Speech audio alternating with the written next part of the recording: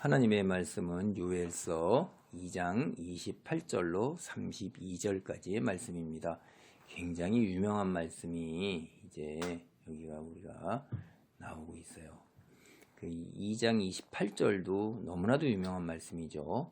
그 후에 내가 내 영을 만민에게 부어주리니 너희 자녀들이 장래 일을 말할 것이며 너희 늙은이는 꿈을 꾸며 너희 젊은이는 이상을 볼 것이며 그때 내가 또 내 영을 남종과 여종에게 부어줄 것이며 있습니다.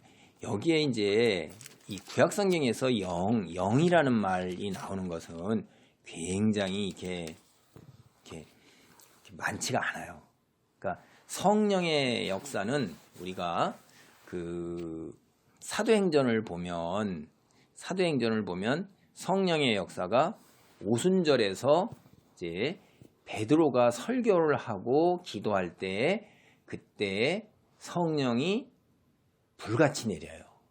그때 베드로가 이 인용했던 구절이 바로 이 요엘서 2장 28절입니다. 내 영을 만민에게 부어주어 너희 자녀들이 장래 일을 말하고 늙은이가 꿈꾸고 젊은이가 이상을 볼 거다. 이런 이야기를 갖다가 할 때 성령의 역사가 신약 시대에는 성령의 역사가 이제 흔한 거잖아요. 예수님이 세례를 받을 때 성령이 임하셔요. 그때부터 벌써. 그런데 이 구약에서 성령 이런 영이라는 얘기는 그렇게 아주 신약처럼 이렇게 자주 이렇게 언급되는 게 아닌데 요엘서가 분명하게 예언을 하고 있는 거예요. 그러니까 말세에 하나님의 성령이 만민에게 부어준다 하는 얘기는 여기서 이 만민이라는 얘기는 민수기를 보면 11장 29절에서 이제 모세가 간절히 이렇게 소원을 이야기하는 것이 민수기 11장 29절에 나옵니다. 민수기 11장 29절에 그 구절 말씀을 보면 민수기 11장 29절에 이렇게 이야기가 나와요. 모세가 그에게 이르되 내가 나를 두고 시기하느냐 여호와께서 그의 영을 그의 모든 백성에게 주사 다 선지자 되게 하시기를 원하노라. 하나님께서 영을 모든 백성에게 주시기를 소원해서 모든 자가 다 선지자, 하나님의 말씀을 받은 자, 예언하는 자, 하나님의 가르침을 깨닫는 자가 되기를 원한다고 모세가 소원이 그렇게 이야기를 했죠. 그런데 그게 말세에 하나님께서 영을 만민에게 부어주어서 모든 사람에게 부어주어서 즉 베드로는 이걸 이방 사람까지도 확장시킨 거란 말이에요. 그래서 모든 사람이에요. 자녀와 늙은이와 젊은이와 남종과 여종이 다 뭐예요? 성령을 받아서 예언을 하게 되고 꿈을 꾸게 되고 그 다음에 어떻게 되면 이루어질 이상의 앞으로 천국나라 새하늘과 새 땅 이런 것들을 바라보면서 확신 속에 거하게 된다 이 말이에요. 그게 왜? 영이 내려서 하는 이야기예요. 이게 굉장히 유명한 이야기죠. 그래서 우리는 말세에 예수님이 오신 이후로 말세가 시작됐을 때 성령이 역사하시는구나. 성령의 충만함이 있구나 라고 그러는 것을 우리는 알 수가 있는 거예요. 그게 이미 구약에 예수님 오시기 어떻게 해요? 500~600년 전, 700년 전에 이미 예언되었던 일들인데 하나님께서는 어떤 일을 하시더라도 이렇게 꼭 선지자들을 통해서 미리 말씀을 해놓으시고 그 일을 우리에게 깨닫게 하시고 그 일을 이루어 가시는 걸 우리가 볼 수가 있어요. 그 다음에 이제 30절입니다. 내가 이적을 하늘과 땅에 베풀리니 곧 피와 불과 연기 기둥이라. 이것은 하나님의 임재하심일 때 모세에서 이미 출애굽 당시에 이미 다 우리는 알고 있어요. 하늘과 땅이 초자연적인 현상이 드러나잖아요. 피가 있고 불과 있고 연기 기둥이 있다 하는 거 이런 거 같은 것은 지진이 일어나고 천둥 번개가 일어나고 바람이 휘몰아치고 그래서 사람들이 다 놀르고 때로는 땅이 벌어지기도 하고 뭐 이런 놀라운 일들이 초자연적인 현상이 하늘과 땅에 다 있었다 이 말이에요. 모세가 호렙산에서 하나님의 부름을 받을 때도 이미 그랬었고 모세가 시내산에 하나님께 말씀을 받으러 올라갈 때도 그랬었고 그 이후에 하나님께서 임재하실 때마다 이런 놀라운 초자연적인 현상들이 늘 있었다 이 말이에요.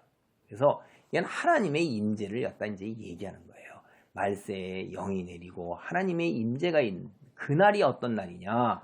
31절 여호와의 크고 두려운 날, 즉 요엘의 주제에 메뚜기 때 대재앙이 있는 그날이 여호와의 날이에요. 여호와의 날은 성경 곳곳에서 많이 나오는 거예요. 여호와의 날이 종말이라 이 말이에요. 일반적으로는 종말이에요. 여호와의 크고 두려운 날, 해가 어두워지고 달이 핏빛같이 변한다고 했어요. 이거는 우주적인 사건이에요. 온 우주가 어떻게 돼요? 하나님의 심판으로 새하늘과 새 땅으로 바뀔 때 우주 전체가 변하는 거예요.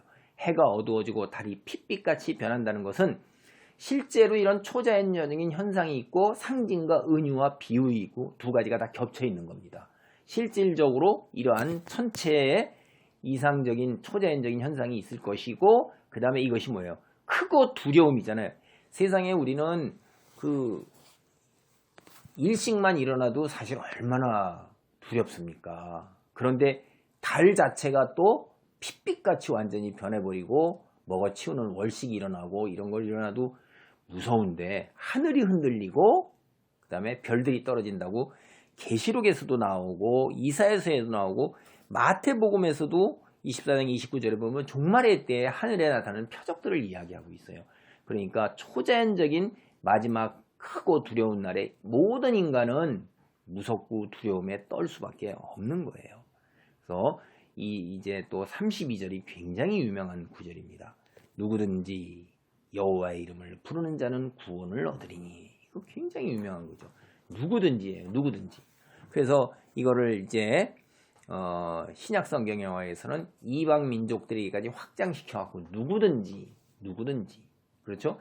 이게 이 요엘서 여기에서 하는 이야기는 사실은 이스라엘 민족을 향해서 하는 이야기인데 그것이 확장이 되어서 모세 역시 그때 당시 이야기 자기 민족을 향해서 얘기를 했지만 그때 이미 벌써 확장적인 의미가 들어가 있는 데가 종종 나옵니다. 여기 보세요. 누구든지 여호와의 이름을 부르는 자는 구원을 얻으리니.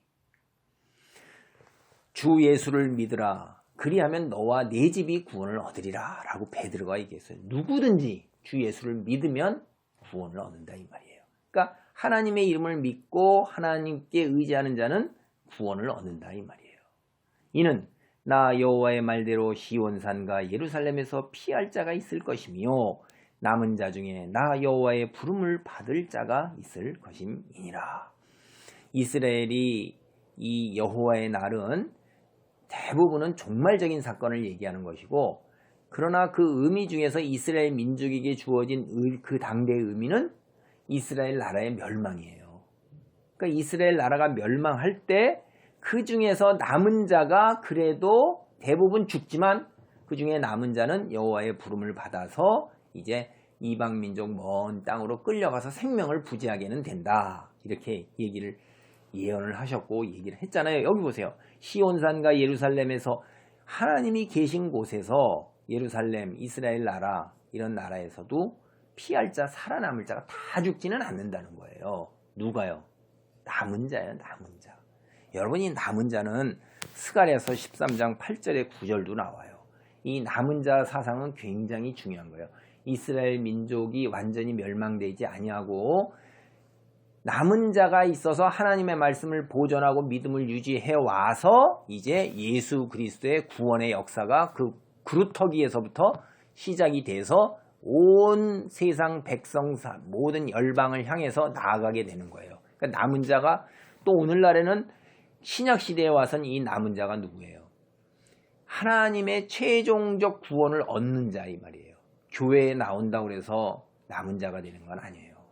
이스라엘 민족이라고 해서 남은 자가 된 건 아니잖아요.